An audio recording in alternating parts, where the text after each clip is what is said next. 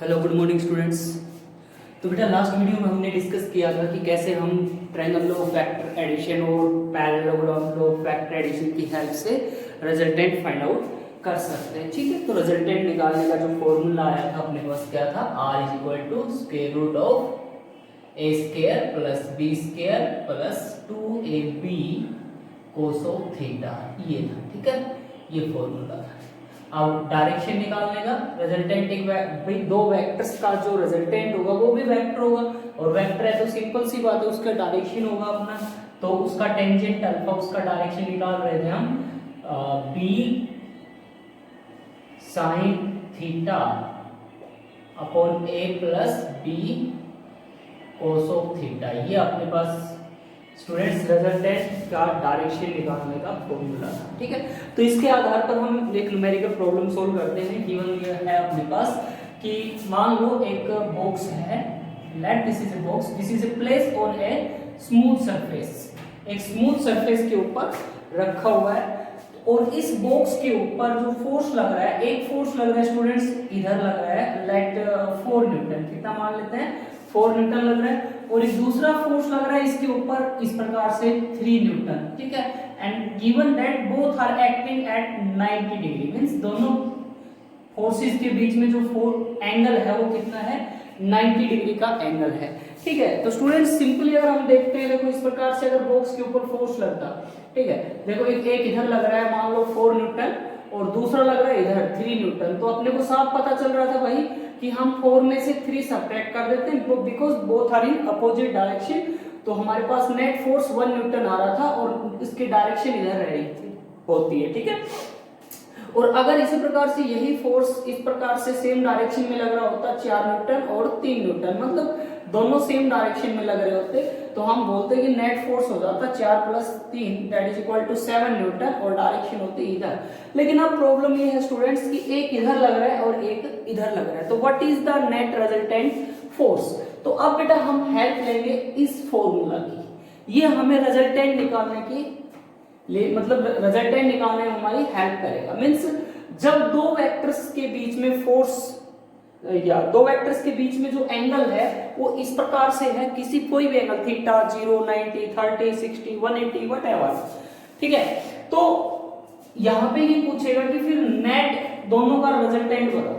ठीक है, जैसे यहां पे ये जो हमने 4 - 3 किया 4 + 3 किया, ये भी इसी फॉर्मूला का बेटा एक स्पेशल केस है जो मैं बता चुका हूं आप लोगों को, जो मैंने स्पेशल केस पढ़ाए थे उसमें। ठीक है, तो अभी हम इसकी बात कर लेते हैं, तो इसके ऊपर कैसे क्या फोर्स लगता है, किस प्रकार से नेट रिजल्टेंट निकलेगा, देन हम इसकी हेल्प करते हैं, इसकी हेल्प लेते हैं। तो इसका सॉल्यूशन क्या होगा, बहुत ही आसान सा है, फॉर्मूला क्या है, r = मींस रिजल्टेंट होगा वो कितना होगा, square root of a square, इसको मान लो 4 का स्क्वायर किया हमने, 4 का स्क्वायर प्लस 3 का square plus 2a, a means 4, a means 4 into b means 3, ab cos of 6 कितना है 90 डिग्री, और cos 90 कितना होता है स्टूडेंट्स, cos 90 0 होता है, तो एक मींस ये पूरी टर्म क्या हो जाएगी अपने पास 0 हो जाएगी। तो परिणाम ये आएगा कि 4 का स्क्वायर 16, 3 का स्क्वायर 9, और पूरी टर्म क्या होगी 0, इसको लिखने की जरूरत भी नहीं है, तो 16 और 9 25, ऊपर से स्क्वायर रूट, तो नेट रिजल्टेंट आएगा दोनों का 5 न्यूटन, नेट रिजल्टेंट कितना आएगा 5 न्यूटन।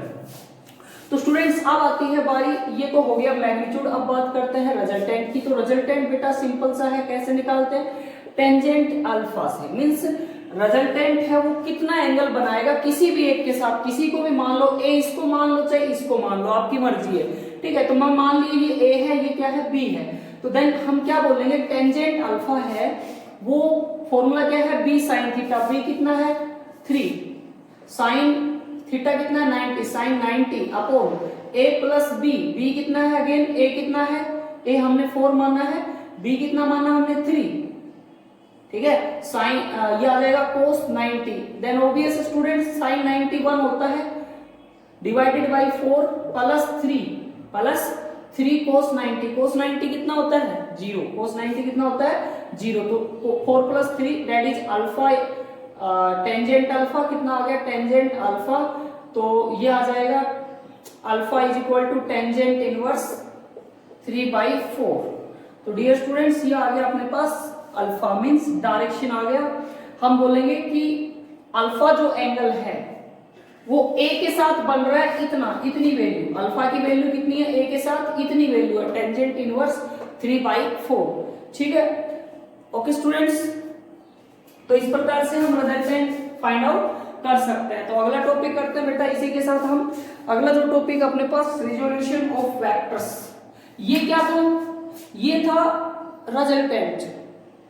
ठीक है, ये रिजल्टेंट का मतलब कि दो वेक्टर्स को मिला के एक सिंगल वेक्टर बना रहे हैं, दो को मिला के हम एक सिंगल वेक्टर बना रहे हैं। जैसे ये रिजल्टेंट है, मान लो ये कितना आया, आर आया, ये कितना आया आर, और इसका वैल्यू ये एंगल बना आर, ए के साथ कितना एंगल बना रहा है अल्फा, और अल्फा का वैल्यू कितना है टेंजेंट इनवर्स 3/4, टेंजेंट इनवर्स 3/4 ये आ गया। तो मतलब दो को मिला के ये एक बन रहा था। अब जो रिजोल्यूशन होता है, रिजोल्यूशन इसका जस्ट अपोजिट है, इसको एक को दो में तोड़ेंगे, मतलब splitting of a single vector into two और more components which produce the same effect as is produced by the single vector। ठीक है, तो एक बार इसको अच्छे से पढ़ लेते हैं।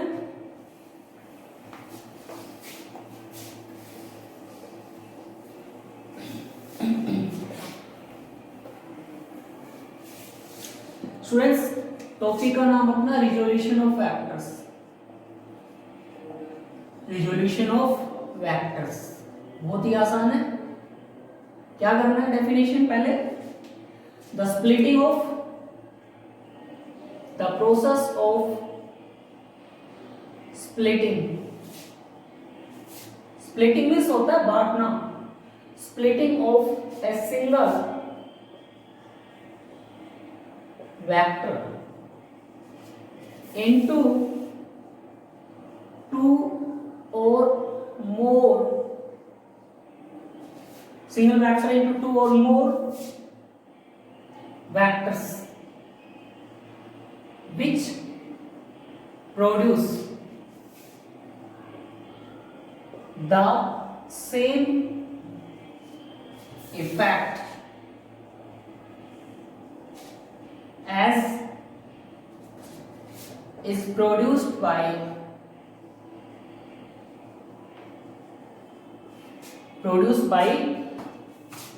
A single vector. ठीक है, मतलब स्टूडेंट्स हमने क्या सीखा कि एक सिंगल वेक्टर को वेक्टर्स, दो या दो से अधिक वेक्टर्स में स्प्लिट करते हैं, तोड़ते हैं, जो उतना इफेक्ट प्रोड्यूस करते हैं जितना एक सिंगल वेक्टर प्रोड्यूस कर रहा था। ठीक है, तो ये होता है रिजोल्यूशन। ठीक है, रिजोल्यूशन ऑफ वेक्टर। और इंपॉर्टेंट बात, जो ये वेक्टर जो बन रहे हैं ना, जिसको हम स्प्लिट कर रहे हैं, split vectors are called component vectors. The vectors so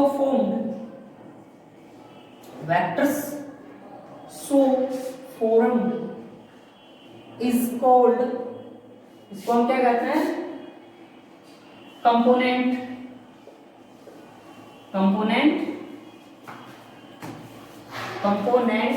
vectors, या कंपोनेंट्स भी बोल सकते हैं। ठीक है, क्या बोलते हैं इसको, सिंपली कंपोनेंट्स भी बोलते हैं।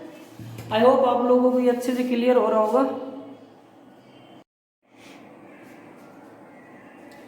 स्टूडेंट्स, हम यहाँ पे क्या कर रहे हैं, रिजोल्यूशन ऑफ वेक्टर्स के बारे में डिस्कस कर रहे हैं। तो रिजोल्यूशन ऑफ वेक्टर्स में हम देखते हैं कि rectangular components,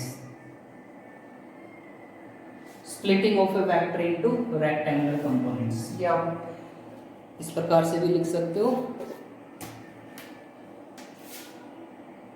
splitting of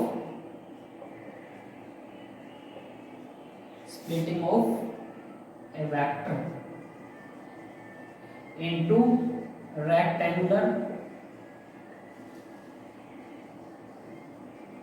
component.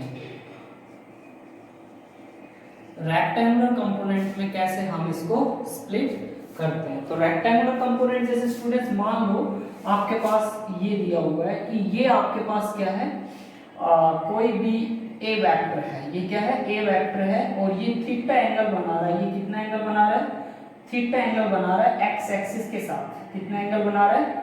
X axis के साथ, ठीक है। अब अपने को कहा जाए कि स्प्लिट ए इनटू कंपोनेंट्स। ए को किस में स्प्लिट करो? कंपोनेंट्स में स्प्लिट करो, ठीक है। तो देखो स्टूडेंट्स, बहुत ही आसान है। क्या करना अपने को? लुक, देखो सबसे पहले कंपोनेंट्स का मतलब क्या है कि भाई हम ये जो ए है उसको इस प्रकार से तोड़ना है, ए को इस प्रकार से तोड़ना है कि जितना ए अकेला काम कर रहा है उतना ही ये जिस कंपोनेंट में हम तोड़ रहे हैं ए को, उतना ही वो कंपोनेंट मिल के करे, ठीक है। तो ये इस प्रकार से देखना आपने को। लुक, तो अपन इसको क्या करेंगे? टू परपेंडिकुलर कंपोनेंट्स में तोड़ेंगे। तो मान लेते हैं एक जो कंपोनेंट है इसका x डायरेक्शन में वो हो जाएगा ax कंपोनेंट, और y डायरेक्शन में जो कंपोनेंट है वो ay कंपोनेंट है। स्टूडेंट्स दोबारा से देखो, मैंने a को किस प्रकार से तोड़ा? a को x डायरेक्शन में तोड़ दिया ax कंपोनेंट, और y डायरेक्शन में तोड़ दिया ay कंपोनेंट। रिमेंबर दिस, ये जो बेटा है अपने पास ये सबस्क्रिप्ट में लिखे हुए हैं, a के सबस्क्रिप्ट में मतलब बेस में, ठीक है। तो ax और ay हमने a को कंपोनेंट्स में स्प्लिट कर लिया है।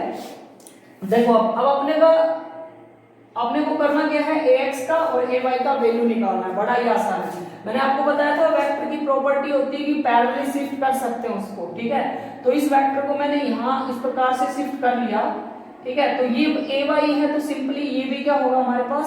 ay होगा, ऑब्वियस है, ठीक है। तो देखो ये ax हो गया, ये क्या हो गया? ay हो गया, और ये क्या है? थीटा एंगल है। तो स्टूडेंट्स अपने पास ये क्या बन रहा है? राइट एंगल ट्रायंगल बन रही है, ठीक है। तो हम क्या करेंगे,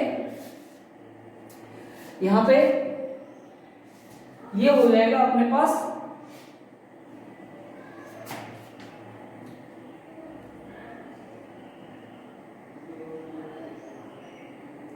जो cos थीटा निकाल लो यहां से।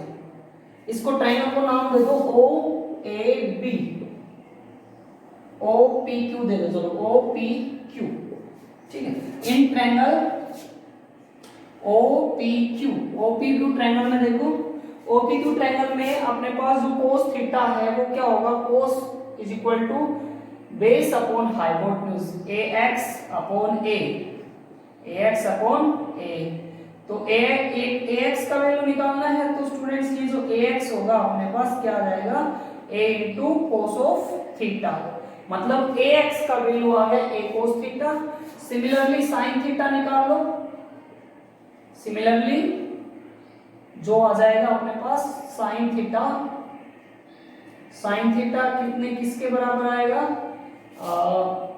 ये आएगा perpendicular upon hypotenuse ay upon a। तो this implies ay is equal to a sin theta, means अपने पास ay का वैल्यू भी आ गया और ax का वैल्यू भी आ गया। तो अब हम इसको आसानी से किस में तोड़ सकते हैं? कंपोनेंट्स में तोड़ सकते हैं। और ये जो आ जाएगा कंपोनेंट्स क्या आएंगे? जैसे ये था a कंपोनेंट, ये क्या था? ये था थीटा एंगल, तो ये a का कंपोनेंट होगा a cos थीटा, और ये जो कंपोनेंट होगा क्या होगा? a sin theta. तो स्टूडेंट्स रिमेंबर दिस, जो हॉरिजॉन्टल कंपोनेंट होता है मतलब जिसके साथ एंगल बन रहा है, ये देखो ay है तो ये भी ay होगा, और ay का मान कितना है? a sin थीटा है, ठीक है।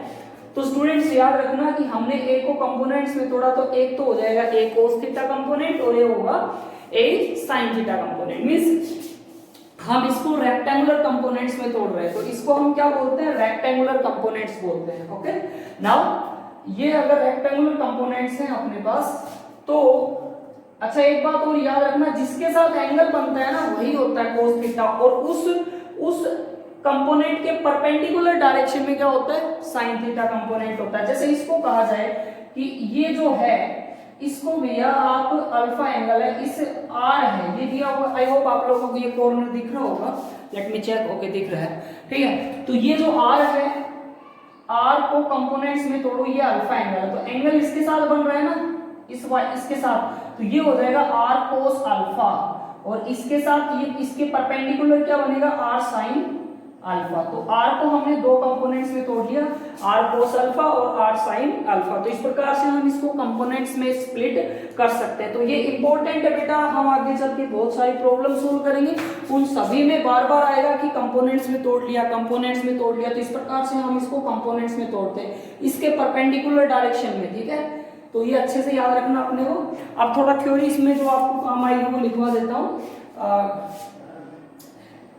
लेट, ये थोड़ा लिख लो आप, A is any vector which makes theta angle with इसके साथ x एक्सिस के साथ थीटा एंगल बना रहा है, ठीक है। लेट मान लेते हैं ax है, वो क्या है, component of A in x direction along x axis, ऐसे भी कर सकते हो, component of A along x axis, ठीक है। और ay जो है वो component of A along y axis, ठीक है। ये स्टूडेंट्स अपने को लिखना, आगे इस प्रकार से हम इसको स्प्लिट कर सकते हैं। तो ये था जो बेटा रेक्टेंगुलर कंपोनेंट्स में कैसे हम स्प्लिट करते हैं। रेक्टेंगुलर कंपोनेंट्स का मतलब आई होप आप लोगों को क्लियर हो गया होगा, ठीक है। रेक्टेंगुलर कंपोनेंट्स को हम क्या बोलते हैं, टू डायमेंशन कंपोनेंट्स भी बोलते हैं, इसको क्या बोलते हैं, टू डायमेंशन कंपोनेंट्स भी बोलते हैं। इसी प्रकार से अगर अपने को 3D में कंपोनेंट्स तोड़ने, 3D का मतलब 3 डायमेंशन में, मींस उसके पास x भी हो, y भी हो और z भी हो, तो हम तीनों को कैसे स्प्लिट कर सकते हैं, लेट्स सी। एक बार देख लेते हैं, ठीक है।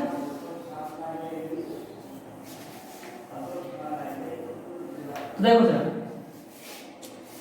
मान लेते हैं बेटा ये है अपने पास x एक्सिस, ठीक है, ये y एक्सिस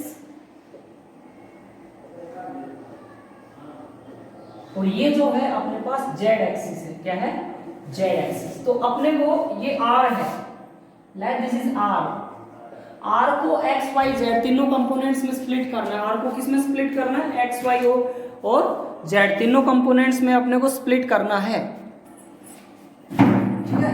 तो r को अगर अपने को कंपोनेंट्स में तोड़ना है तो मान लेते बेटा अपनी तरफ से r है वो x एक्सिस के साथ अल्फा एंगल बना रहा है, ठीक है, और y एक्सिस के साथ बना रहा है बीटा एंगल, और z एक्सिस ये इसके साथ बना रहा है गामा एंगल, ठीक है। ये मान लिया। तो आपकी जानकारी के लिए मैं बता देता हूँ, ये जो है अपने पास इस प्रकार से है, x एक्सिस ऐसे है, y एक्सिस ऐसे है और z एक्सिस ऐसे है। 3 डायमेंशन हो गया ना ये, x y एंड z। ये जो आपको z कंपोनेंट दिख रहा है ये एक्चुअल में कैसे है, ऐसे कंपोनेंट है, ठीक है। तो r को अपन कंपोनेंट्स में तोड़ने तो बड़ा ही आसान है, ठीक है। उससे पहले मैं थोड़ी सी थ्योरी लिखवा देता हूँ आप लोगों को। ये क्या है, टॉपिक का नाम अपना components of A vector in 3 dimension. इसको 3D बोलते हैं बेटा, इसको क्या बोलते हैं, 3D बोलते हैं, ठीक है। तो late R is a vector which makes an angle alpha, beta and gamma respectively with x axis, y axis and z axis, ठीक है। x y और z axis के साथ एंगल बना रहा है, ठीक है। तो देखो स्टूडेंट्स, अब अपन मान लेते हैं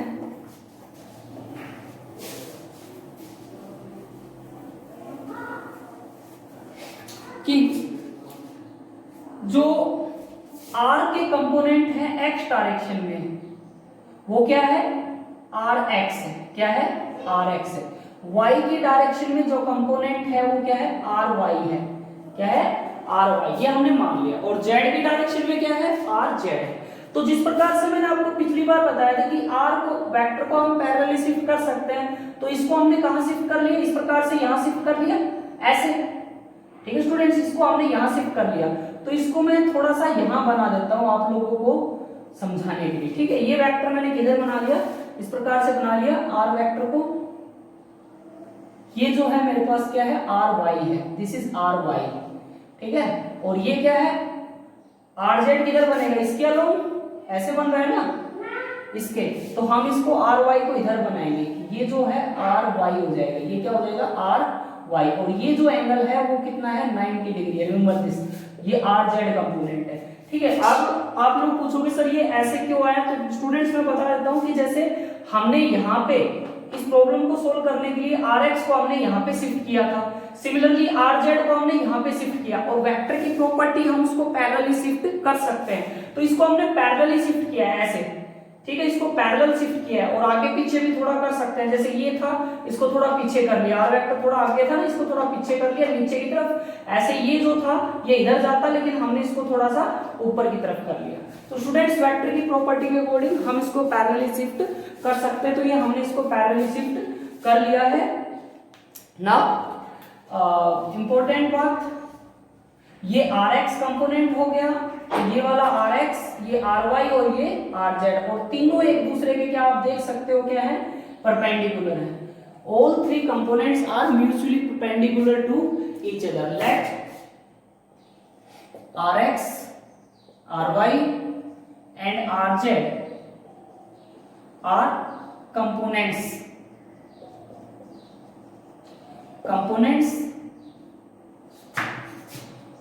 of R in X, Y and Z direction respectively. ठीक है, ओके, तो ये आर एक्स, आर वाई और जेड तीन कंपोनेंट्स हैं। नाउ कोस अल्फा निकालो, क्या निकालो, कोस अल्फा। साफ पता चल रहा है स्टूडेंट, ये अपने पास ट्रायंगल है, देखो ये तो साफ पता चल रही है, एक्स और वाई की तो अपने को साफ पता चल जाएगा, देखो ठीक है। तो एक्स और वाई का जो कोस अल्फा होगा वो क्या होगा, कोस, ये क्या हमारे पास आर एक्स है ना, ठीक है, तो बेस अपॉन हाइपोटेन्यूज ये वेक्टर आर था, ये क्या था आर था, ठीक है, तो आर अपॉन आर एक्स, ठीक है, R upon R X and cos beta निकाल लो। कोस बीटा क्या होगा, ये ट्रायंगल देखो कहाँ है बीटा, ये रहा, ठीक है, तो बीटा जो एंगल बनेगा अपने पास किस प्रकार से बनेगा, इसी ट्रायंगल में आर अपॉन आर वाई बनेगा। और सिमिलरली इस ट्रायंगल की बात करें, इसकी तो कोस गामा, कोस जो गामा बनेगा वो क्या बनेगा, आर अपॉन आर जेड बनेगा, ठीक है। तो इसको बेटा मान लेते हैं एल एम और एन के बराबर, ठीक है, एल एम एन। यहाँ पे मैं बताना चाहूंगा जो एल एम एन है where L M N and N are known as cosine, cosine इसको हम बोलते हैं कोसाइन कंपोनेंट्स, ठीक है।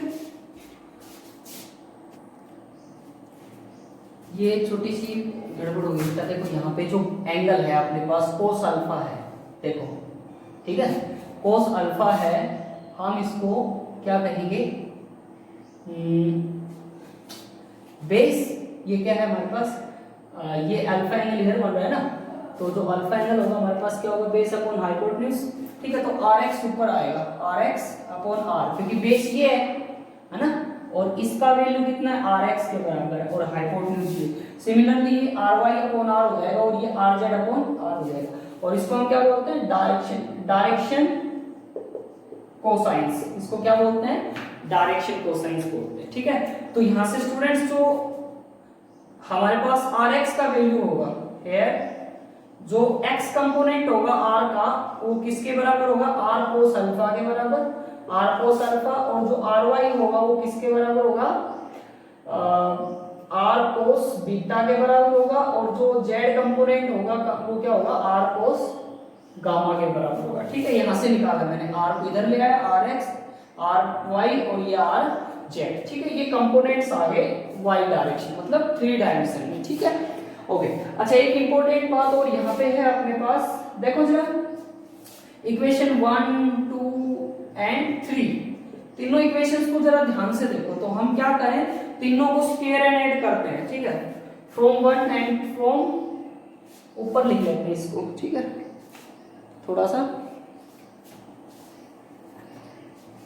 यहां लिख लेते हैं। फ्रॉम इक्वेशन 1 2 एंड 3, तीनों इक्वेशंस को देखो। हम क्या करें, इसको स्क्वायर एंड ऐड करते हैं। Cos square alpha plus cos square beta plus cos square gamma. तो स्टूडेंट्स ये क्या हो जाएगा, इधर से आर लेफ्ट साइड को स्क्वायर और ऐड किया तो इधर से भी करना पड़ेगा। आर तो तीनों का कॉमन है, तो आगे R square is equal to ये क्या हो जाएगा, R X square plus R Y square plus R Z square, ठीक है। और students R X square plus R Y square plus R Z square जो होता है वो आर स्क्वायर के बराबर होता है। जो ऊपर वाली टर्म है ना, जैसे एज में लिख देता हूं, R square R X square plus R Y square plus R Z square जो होगा वो अपने पास आर स्क्वायर के बराबर होगा। तो ऊपर भी आर स्क्वायर, सो हम क्या लिख सकते हैं, सो हमारे पास ये जो है cos square alpha plus cos square beta plus cos square gamma, cos square alpha plus cos square beta plus cos square gamma क्या हो जाएगा, ऊपर वाला आर स्क्वायर बना ना और नीचे भी आर स्क्वायर, तो क्या आएगा, इक्वल टू 1, क्या आ जाएगा, 1 के इक्वल आ जाएगा। तो मैं क्या बोल सकता हूं कि डायरेक्शन कोसाइंस का स्क्वायर और उनका सम होता है वो यूनिटी होता है, ठीक है। आप लिख लेते हैं नोट करके, hence the sum of squares, the sum of squares of direction cosines is always unity, हमेशा क्या होता है, यूनिटी होता है, ठीक है। स्टूडेंट्स ये अपने पास रेक्टेंगुलर कंपोनेंट्स थे x y और z, ठीक है। एक बार फिर से रिपीट कर देता हूं मैं। मान लो आपके पास ये क्या है, x का r है वेक्टर, इसको कंपोनेंट्स में तोड़ा, x कंपोनेंट ये हो जाएगा x डायरेक्शन में rx, y डायरेक्शन में ry और z डायरेक्शन में rz, ठीक है। इस प्रकार से बनेगा। तो मैं बता चुका हूं पैरेलली हम वेक्टर्स को शिफ्ट करते हैं, तो ry को मैंने इधर शिफ्ट कर लिया, rz को मैंने इधर शिफ्ट कर लिया, और अपने को ये तीनों एक पॉइंट के ऊपर दिखाने होते हैं, मतलब वो पॉइंट बताना होता है जहां पर तीनों मीट करते हैं। तो ये हमारे पास इस प्रकार से तीनों एक जगह एक पॉइंट के ऊपर क्या करेंगे, मीट करेंगे स्टूडेंट्स, ठीक है। तो आगे हम इसको सोल्व कर लिया, कोस अल्फा निकाला, कोस बीटा और क्या निकाला, कोस गामा निकाला। निकालने के बाद हमने क्या किया, देखो मैं फिर से बता देता हूं, कोस अल्फा कैसे निकलेगा, कोस अल्फा निकलेगा बेस, कोस क्या होता है, बेस अपॉन हाइपोटेन्यूज, बेस कितना है rx, हाइपोटेन्यूज कितना है r, तो rx अपॉन r हो जाएगा। सिमिलरली कोस बीटा निकालना, बीटा किसके कौन सी ट्रायंगल में बन रहा है, ये एंगल बीटा, ट्रायंगल इस प्रकार से बनेगी। तो अगर ये rx है तो ऊपर वाला भी rx होगा, ठीक है।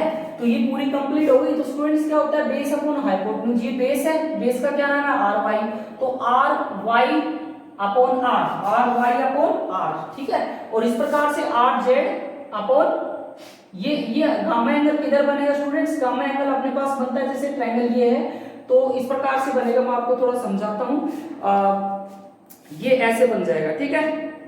ये गामा एंगल बनेगा, तो यहाँ पे सेम टू सेम बनेगा rz अपॉन r, ठीक है। और ये जो है ना cos alpha, cos beta, cos gamma, इनको हम डायरेक्शन कोसाइन बोलते हैं, क्या बोलते हैं, डायरेक्शन कोसाइन। इसको मैंने lmn के बराबर मान के आपको बताया, ठीक है। अब हमने क्या किया, कंपोनेंट्स की वैल्यू निकाल ली, rx की, ry की, rz की यहाँ से, और तीनों को हमने देखा कि स्क्वायर और ऐड करते हैं ना, तो फिर अपने पास 1 के बराबर होता है। तो हम क्या बोल सकते हैं कि जो ये lmn है, जो डायरेक्शन कोसाइंस है, डायरेक्शन कोसाइंस का जो स्क्वायर और एडिंग होता है, सम होता है स्क्वायर्स का, वो किसके बराबर होता है, 1 के बराबर होता है, यूनिटी होता है स्टूडेंट्स। तो इसको अच्छे से करना बेटा, कोई प्रॉब्लम हो तो डिस्कस करेंगे। Thank you, have a nice day.